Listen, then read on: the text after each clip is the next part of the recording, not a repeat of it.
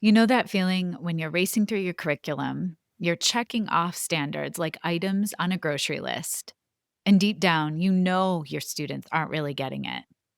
You feel like you're covering everything, but your students aren't really mastering anything.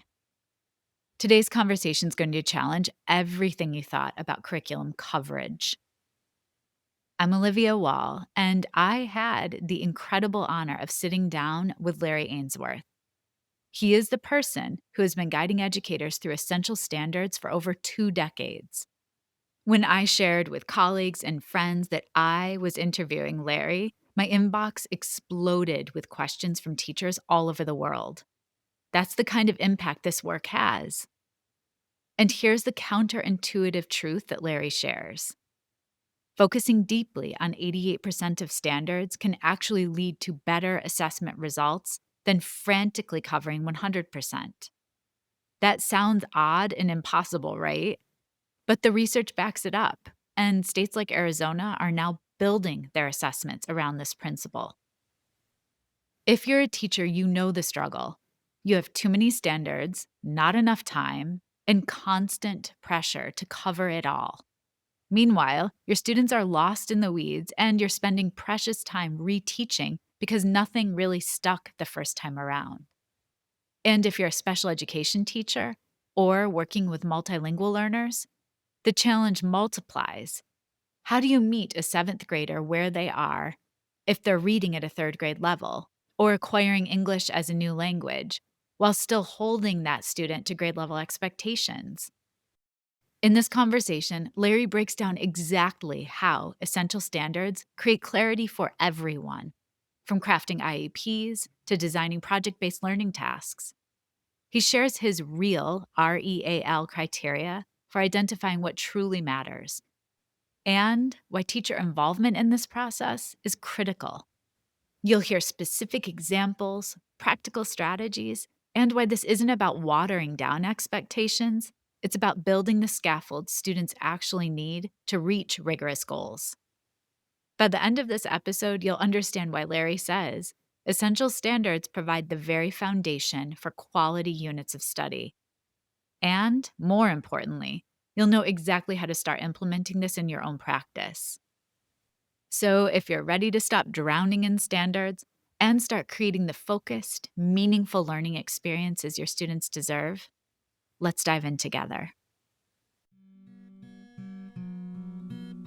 This is Schoolutions Teaching Strategies, the podcast that extends education beyond the classroom.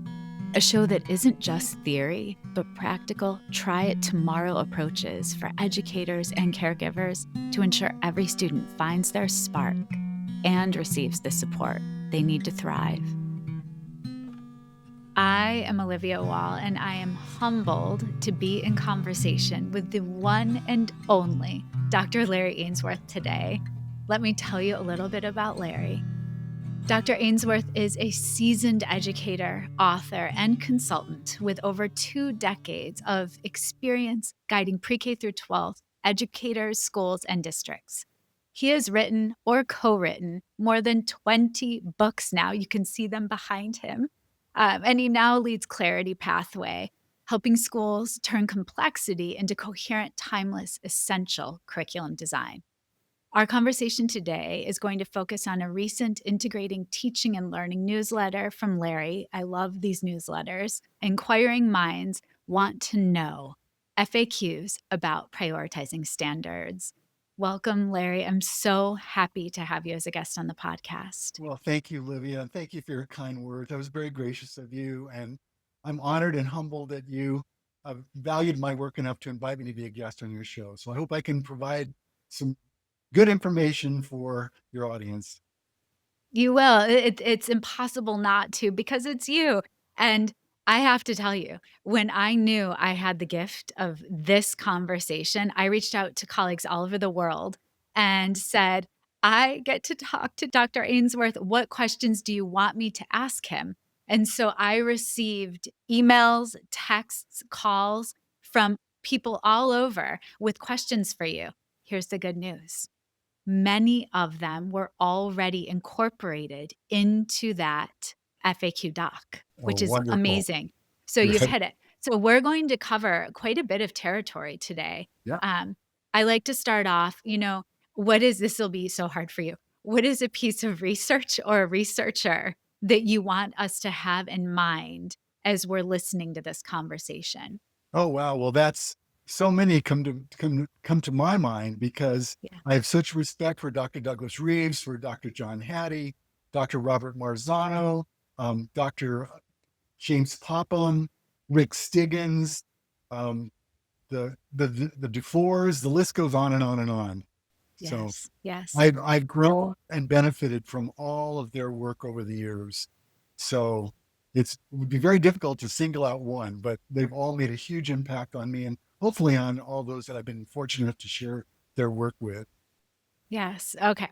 So let's start with gaining total clarity because you mentioned Dr. Douglas Reeves, and he was the originator or created the idea of power standards, that term.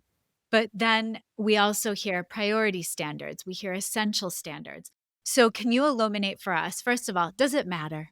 Does it matter what we call? And then does that also change how we utilize the process? Well, the idea is it doesn't matter as long as everybody has the same understanding about what it means. It's a term. I occasionally use the terms interchangeably because everybody has come to this process, which I call timeless, over decades, starting with Dr. Reeves when he originated power standards back in the 1990s. And I started working with him as his colleague from 1999 on the way up to 2012, 13. And so the idea was power standards was the original term. And he was generous enough to allow me to really take over that topic and create the workshops, which I presented all over. But what I found out, Olivia, was that over time, people thought that power standards were all we teach. And the idea became then like, well, what about the other ones? And we heard terms like need to know, nice to know, don't need to know.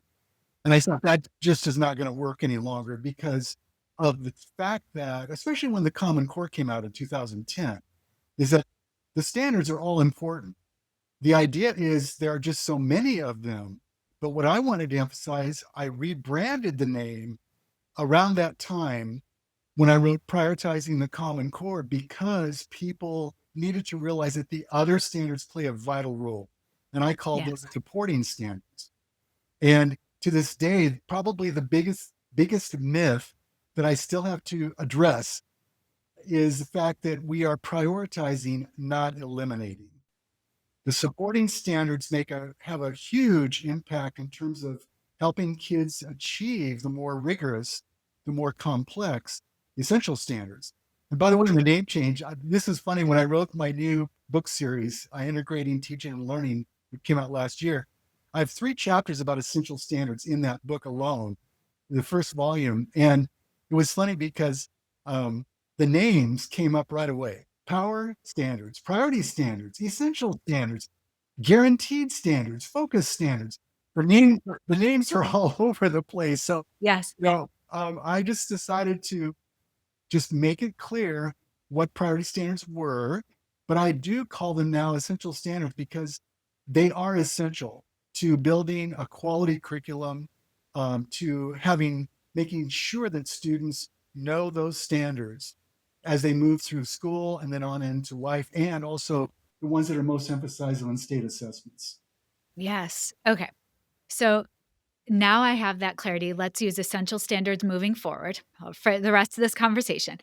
And I also want to speak to a question I received, and it was both from teachers at the high school level specifically, but this really runs 3rd grade through 12th grade in the States around testing.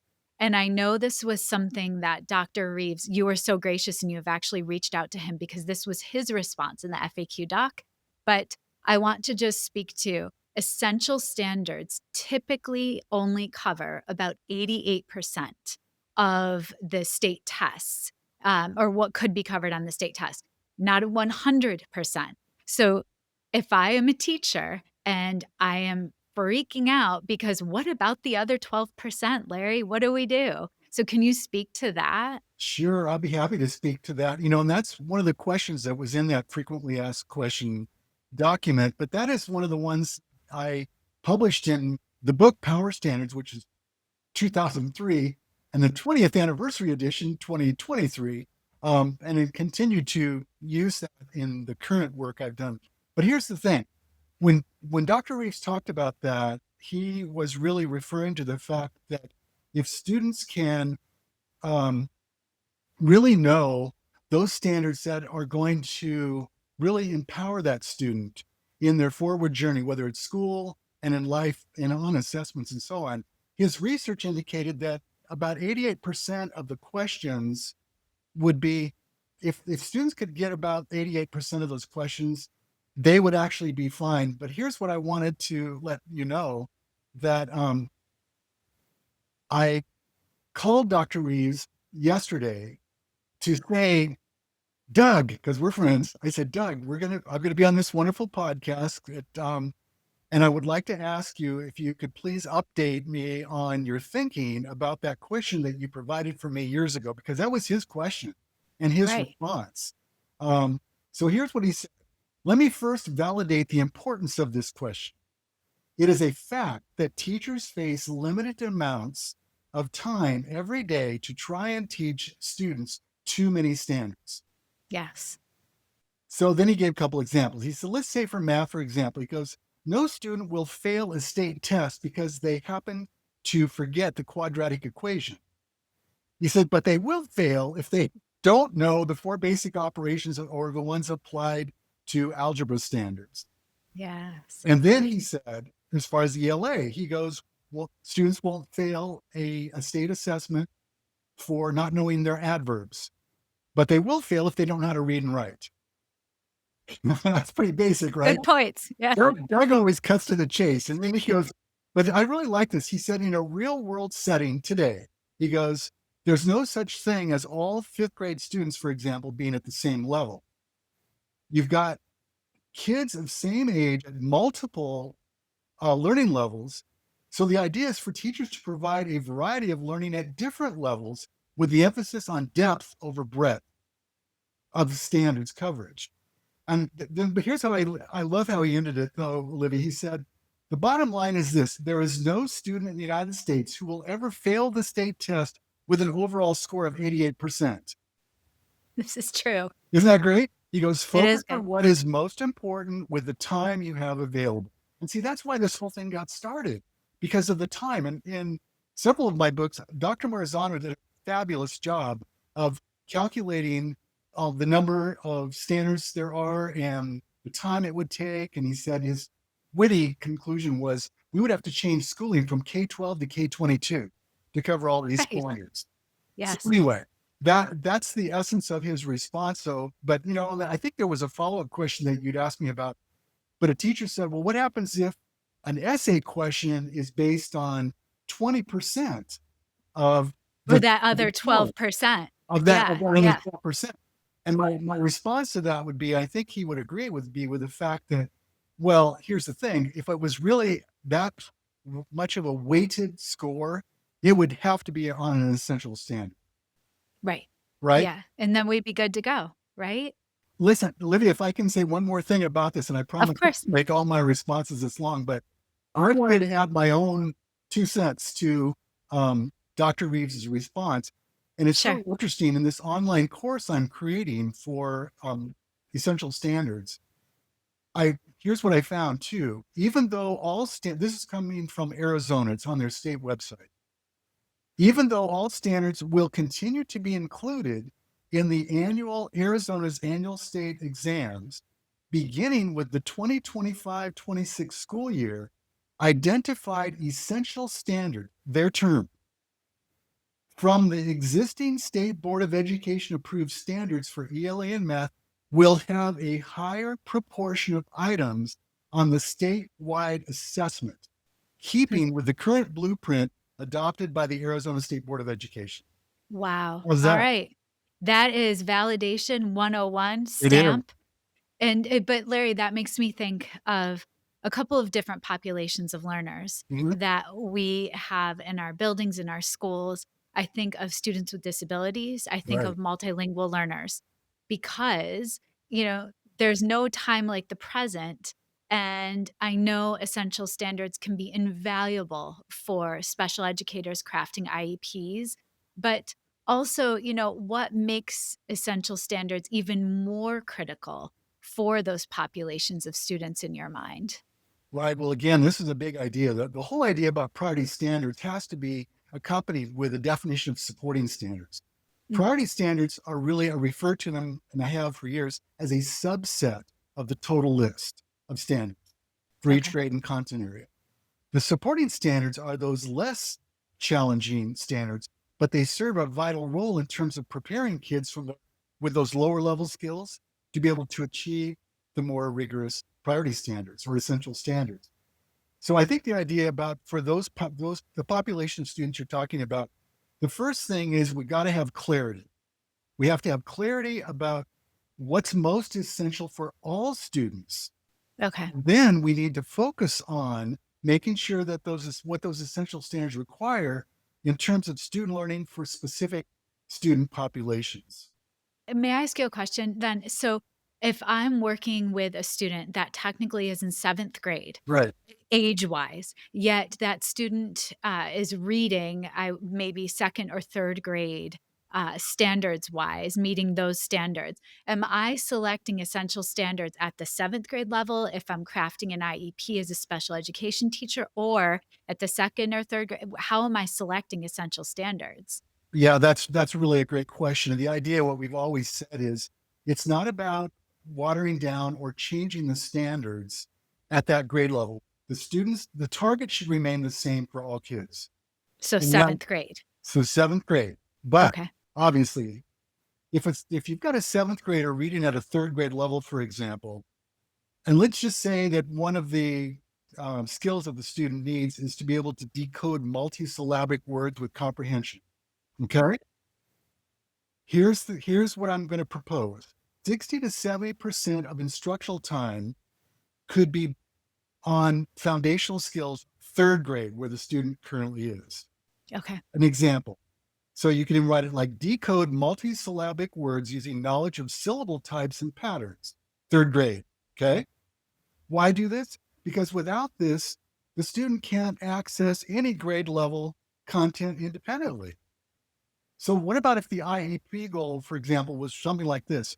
Um, Jamal, as an example, will decode multisyllabic words with 85% accuracy using syllable division strategies. And then 30 to 40% of the instructional time would be modified grade level essential standards. So, for example, seventh grade essential standard: cite text evidence to support analysis of what the text says explicitly and implicitly. Modified approach: use third grade level text with seventh grade thinking skills. So then the IEP goal could be, when reading adapted grade level content, student will identify and cite two pieces of text evidence to support answer with 80% accuracy. What about that? You know, I cannot thank you enough for preparing such a clear, cohesive response. Because if I'm sitting as a special education teacher, I would know exactly how to meet the needs of that child. And then you just also gave us a transferable process that then can be mimicked and replicated based on the needs of each individual student. So that was absolutely fantastic. Thank you. Well, I'm so glad. But here's the thing. I've been working with educators for 25 years now, and I feel a tremendous responsibility. To me, like, probably because of my 24 years in the classroom myself as a Yeah. teacher, I see everything through the lens of the busy classroom educator. It's got to be relevant, it's got to make sense, it's got to be practical, and you've got to take kids from where they are currently. Yes. But we Yes. don't water it down. We don't lower the expectations. That's why I'm thinking about, yeah, I got to write this new blog and a new newsletter about this question, because it applies to both special ed kids and it applies to multi-language learners. So That was so is so clear. And then, I know you have had 4 criteria for, agreeing on what makes a standard essential, and I picture a room filled with veteran teachers, newer teachers, And, what if I think a standard is essential based on my favorite unit that someone else doesn't? And so if someone is listening to this conversation right now and they don't know what an essential standard is, if they're a caregiver, uh, could you give those 4 criteria first? Sure. And then I'm also interested to know, have these 4 criteria changed at all over time?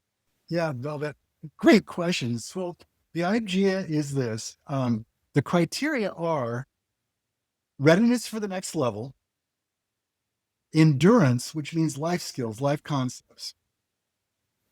A is assessment, what the students are going to need to be prepared for to do well on the state exams, national exams. And then L is leverage, which means cross content areas, interdisciplinary connections. And it's been really interesting because um, that acronym has been, we love acronyms in education, and that Yes. acronym REAL has been really, really helpful. And that's the one that I'm using now more and more to say, because an essential standard should meet all 4 of those criteria, not just one of them. And you know which one a lot of them probably go to first is A, the assessment. What's Yes. on the test? Which is why I always talk also about the fact that what do students need for success? Students need for success in school, in life, and on state exams. Yes. So, anyway, the key here is the word objective. The criteria need to be objective.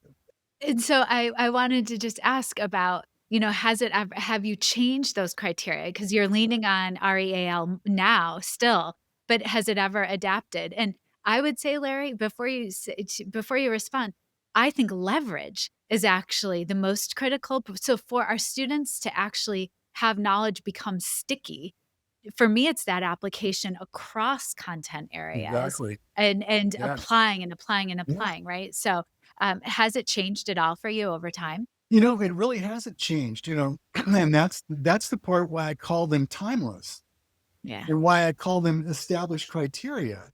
And the idea, Dr. Reeves, again, when he first introduced me to the idea of readiness, endurance, and leverage.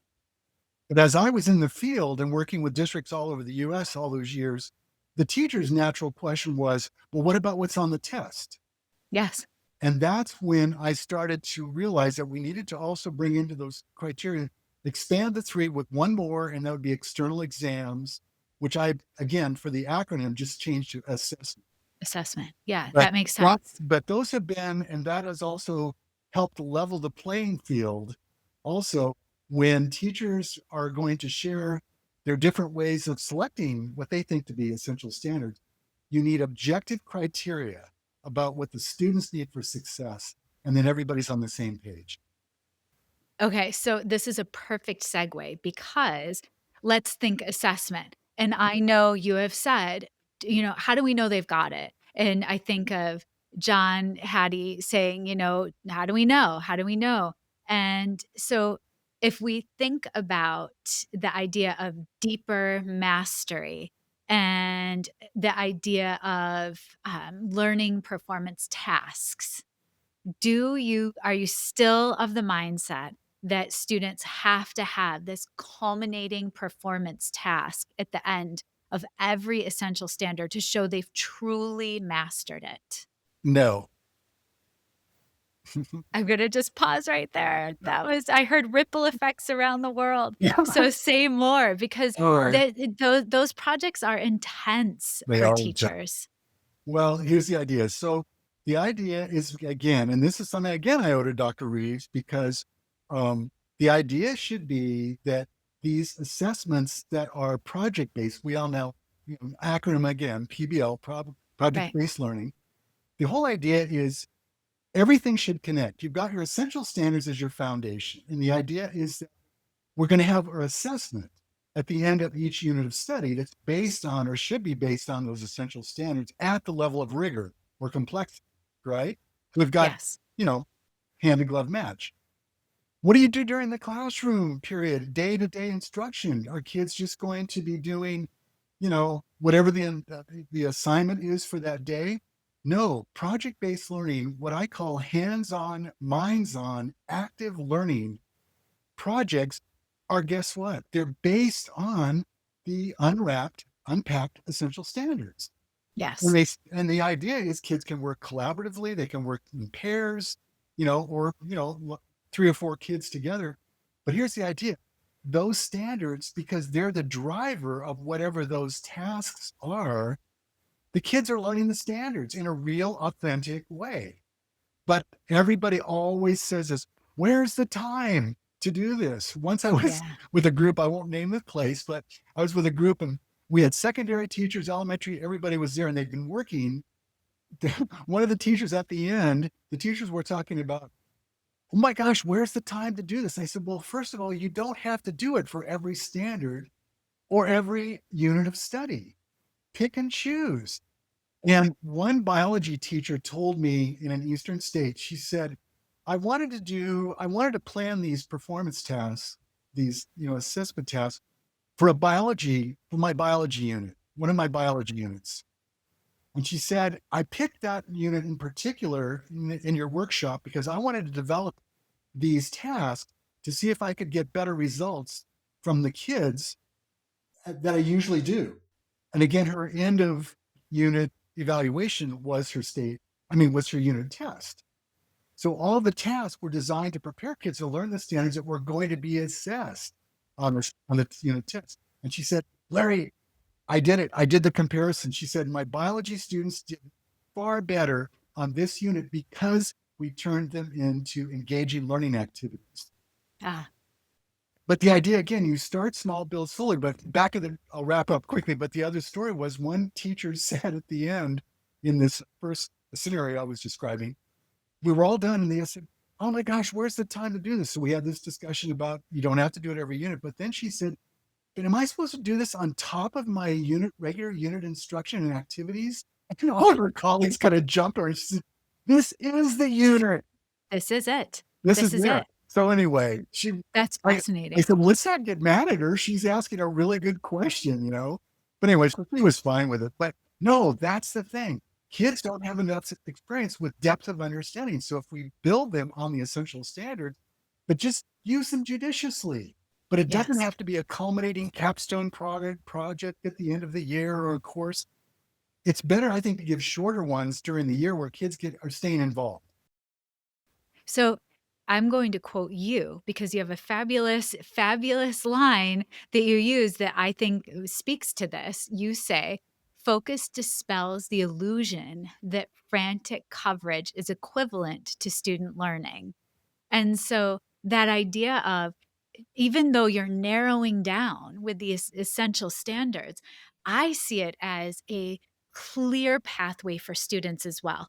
So you spend actually less time reteaching because there's this very explicit clarity for students of this is the end of the map where we are landing. Here is the thread and through line I'm going to take you on through these essential standards, small tasks along the way. And so you end up, it's so seamless.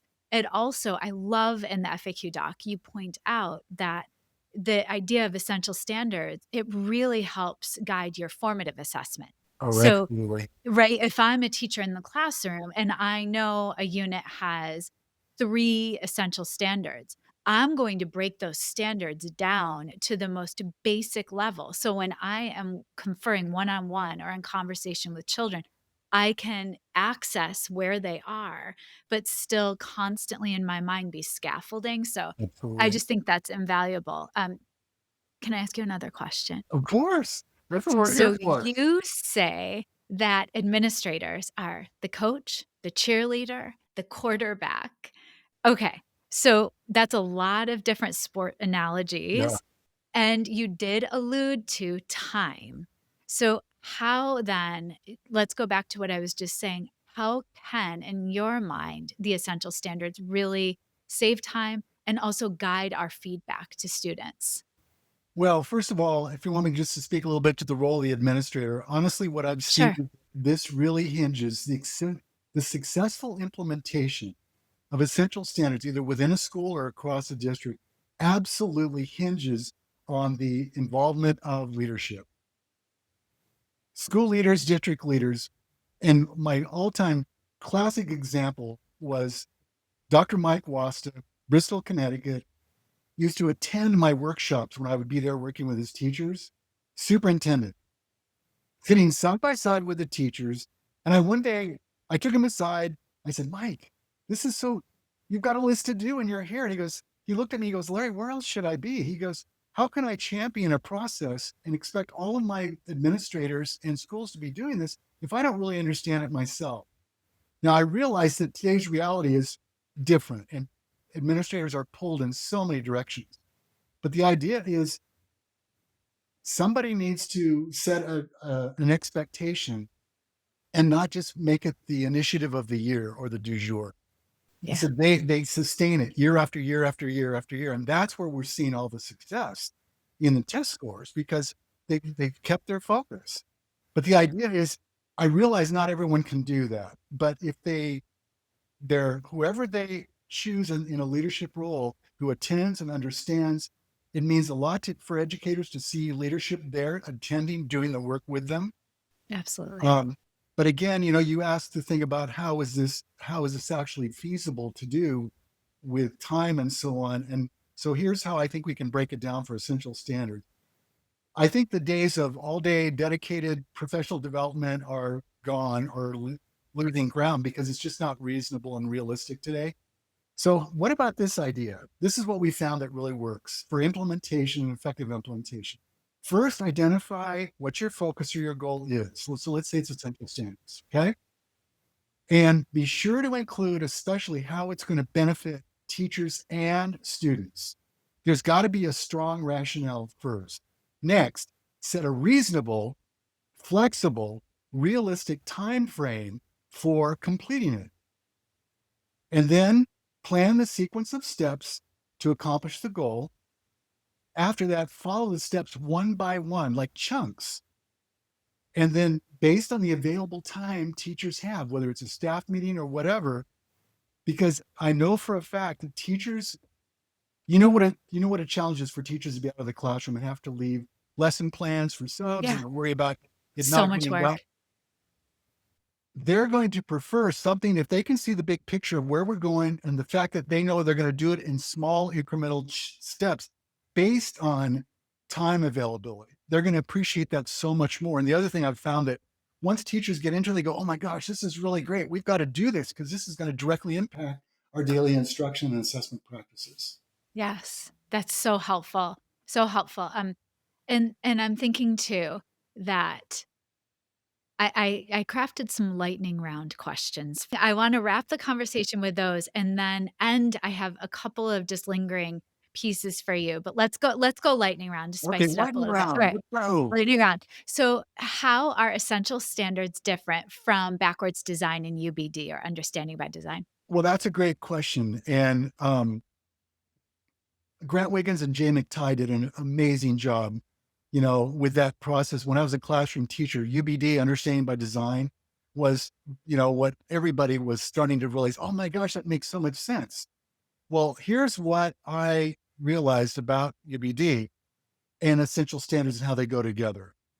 So the idea is if people see the reality and the importance of a prioritized subset of essential standards that are supported by learning progressions, which are often the supporting standards, which by the way, those are incorporated into those performance tasks we were talking about. Yes. Then the idea once they've got that established foundation for each unit of study, they go to the end. Now create your assessment and make sure that your assessment questions matches the standards and the level of rigor in those standards. And then you've got like bookends. So now it's like, okay, now you've got your start, you've got your goal. That's what you've got now. Work backwards and create your day-to-day instruction with learning progressions and quick checks to see how kids are doing, like exit tickets. Yeah. And then use that formative assessment data every day to adjust your follow-up instruction. Let the kids see where they're currently at so they can adjust their learning tactic. But because you've got a clear end in mind, you know what the kids have to do on the end of that assessment, at the end of that unit. So now you've got that clarity there, and you can just focus your day to help kids make that progress so they can be successful in that end of unit assessment. And they can have a complete autonomy over the process because you're Absolutely. transparent. All right. That's a good response. You've shared actually a good success story. I'm interested because I know California, Illinois, and I think New York State is also on the way to do this. They are selecting essential standards at the state level. They're starting to. So, in your mind, is this good or is it undermining? Yeah, no, that's a really great question. And I want to make sure that I'm so happy you asked me this question. So you mentioned Illinois. States are starting to do it more at the state level, but I did a lot of work in Illinois for years. And when COVID started, everything migrated online. So I continued adapting all my workshops to be online. Illinois in 2020 and 21 gathered educators from across the state to come together as a state group, representative group, to create what they called the Illinois Priority Learning Standards. They didn't do it in just ELA and math or tested areas. They did it in all subjects, which is awesome. But here's the cool part. Their stated message to everybody in Illinois education was you have the autonomy as a district level to create your own. We are not mandating that these are the ones to be used. And that part, I think, is why everybody had so much buy in to the process because they realized, but a lot of them, of course, naturally said, well, gosh, if they had reps from the whole state, let's just use those as Right. our official It's a standards. lot of thought. Yeah. Or, but the thing was, they could say, or we'll take what the standards got, but we've got to make a couple tweaks to it based on our needs. And that's why there was buy in, in Okay. Illinois. And so then I'm going to ask a question. It's probably going to be a little uncomfortable, but what is the most Oh, spectacular no. failure you have ever witnessed when it No. comes to essential standards? And when failure happens, which it inevitably always does, what did you learn from the Oh, experience?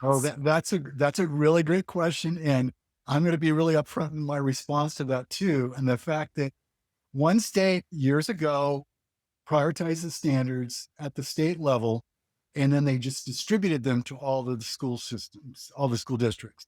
And they said, Larry, we never got so many calls in our life. The phone was ringing off the hook. What is this? What are we supposed to do with these? Anyway, so I learned a good lesson. And here is the lesson that I learned. Teachers must be involved in the selection of the essential standards. Without it, there's no shared ownership, there's no teacher voice. They're the ones closest. They know what should be. They'll take guidance, they'll take suggestions. They look at REAL, the criteria. Mhm. But my takeaway was when I found that that's not been the case, I go back to what Dr. Thomas Gusky said to me years ago when we gave back to back keynotes in Ohio. We were sitting there having lunch and he said, well, Larry, what I think I've realized from all this stuff is a good idea poorly implemented is a bad idea. Well said. Isn't that great? Well said. It is. That's great. Or that's the That's great. takeaway about this is like, Yeah. that's it. So, Yeah, that's it. That's it. All right. So we're gonna end the conversation. I think we could just start a podcast. You should do this. A podcast just around essential standards and have different teachers on to pick your brain and ask questions because the Safe FAQ doc was incredibly helpful. well, I'm And so I glad. I look forward to your newsletters. I'm so happy you're doing that. So if we have to just pause and you reflect on this conversation, we both prepared for this. It was a moment in time. What is the one idea that you want us to leave with besides a good idea implemented badly is a bad idea? Like what should we know and think about leaving this conversation? Well, that's a really good idea. I think that one idea would be, and again, everyone has to experience the process and prove this to be true for themselves. But here's my takeaway. Essential standards provide the foundation, the very foundation for quality units of study. And the idea is you want to make sure that um, those are the driver. We're not standardizing teachers. We're not doing that at all. What we're doing is we're standardizing the standards. We're making it clear for equity for all kids, for instructional equity. We want to make sure that the essential standards are accompanied with supporting standards that provide the scaffold or the stair step or the building blocks, whatever you want to call it. The two must go together.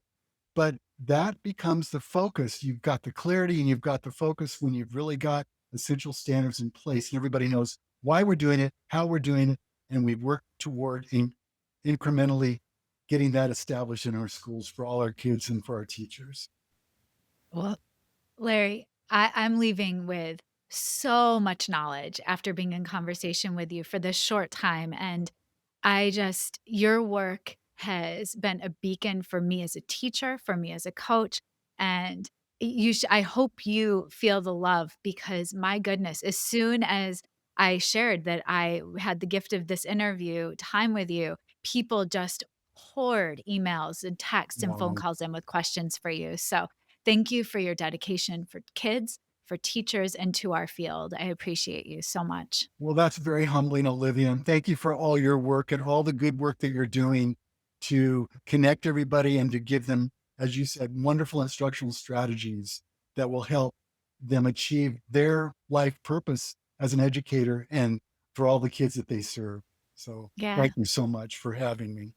Absolutely. And just for listeners to know, Larry, you shared that you're creating more different tools for your followers. I'm going to tuck in everything I possibly can into the show notes with your website. And just know, listeners, that you will be fully taken care of with the show note links that, Larry, you're so generous to offer all of Thank you. that you do with the world. So, all right, take care. All right. Thank you so much, Olivia, again. Yeah. Be well. Schoolutions Teaching Strategies is created, produced, and edited by me, Olivia Wall. Thank you to my older son, Benjamin, who created the music playing in the background. You can follow and listen to Schoolutions wherever you get your podcasts, or subscribe to never miss an episode and watch on YouTube. Thank you to my guest, Larry Ainsworth, for sharing how essential standards can support us with creating the focused, meaningful learning experiences our students deserve. Here's my invitation. Send me an email at schoolutionspodcast@gmail.com and tell me one thing from this conversation that's shifting your thinking. More importantly, tell me what your next step is. Maybe it's beginning with just one unit. Use Larry's real criteria, readiness, endurance, assessment, and leverage, and see what emerges when you ask, what do my students absolutely need for success in school, in life, and on assessments? If you're a building or district leader, don't try to mandate essential standards work from the top down. Involve your educators in the selection process. As Larry's colleague said, a good idea poorly implemented is a bad idea. And with that said, don't forget to tune in every Monday for the best research-backed coaching and teaching strategies you can apply right away to better the lives of the children in your care. Stay tuned for my bonus episodes every Friday, where I'll reflect and share connections to what I learned from the guests that week. See you then.